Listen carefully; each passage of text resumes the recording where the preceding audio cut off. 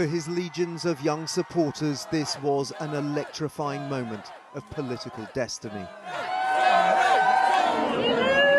Zohran Mamdani immediately sought out the friends who'd helped propel this 34-year-old to such early success. He nodded to New York's long history of welcoming strangers as he reflected his own story. New York will remain a city of immigrants, a city built by immigrants, and as of tonight, led by an immigrant. And then he delivered this stinging message to President Trump. I have 4 words for you. Turn the volume up. His soaring rhetoric had echoes of Barack Obama, who was wrongly accused of being a foreigner, a Muslim and a socialist, all of which Zohran Mamdani is proud of. I refuse to apologize for any of this. We don't want moderates. We don't want someone to ride the middle. We want somebody who stands for something, and that's Zohran. I feel like we have a hope again in this country, especially in this city.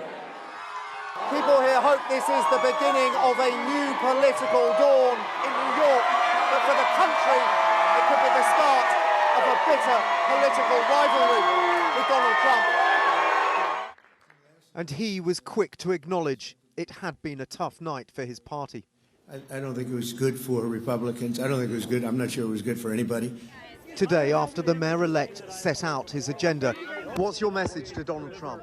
I asked him if his brand of left-wing politics risked playing into Trump's hands. If he is interested in working to deliver on his campaign promises about a lower cost of living, cheaper groceries, I will be there and ready to have that conversation.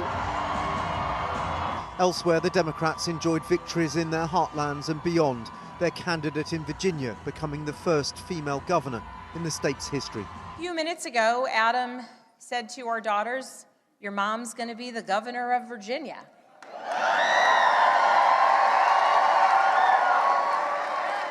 I can guarantee those words have never been spoken in Virginia ever before.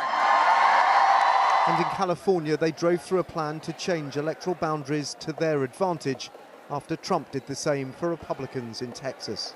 After poking the bear, this bear roared with an unprecedented turnout in a special election with an extraordinary result.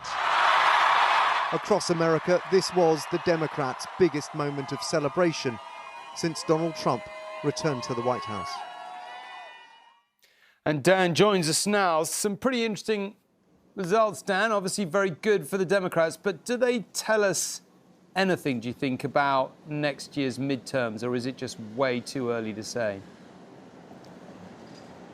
Well, I think it doesn't augur well for Donald Trump and potentially the midterms. I mean, if you look at the results, the Democrats did better than expected in their kind of heartlands. But they also picked up results in places where they simply weren't expected to perform very well, in places like Maine and Georgia. And people are saying, you know, although those are minor elections, they are perhaps indicators, sort of bellwethers, if you like, as to what's going to happen in the midterms, which are now just under a year away. I think what we're going to see now is Donald Trump attempting to weaponize Zohran Mamdani, portraying him as a communist, as far left, to try and suggest that is where the broader Democratic Party now is. And I think over the next 12 months, the campaign leading up to those elections is going to get increasingly personal and increasingly poisonous.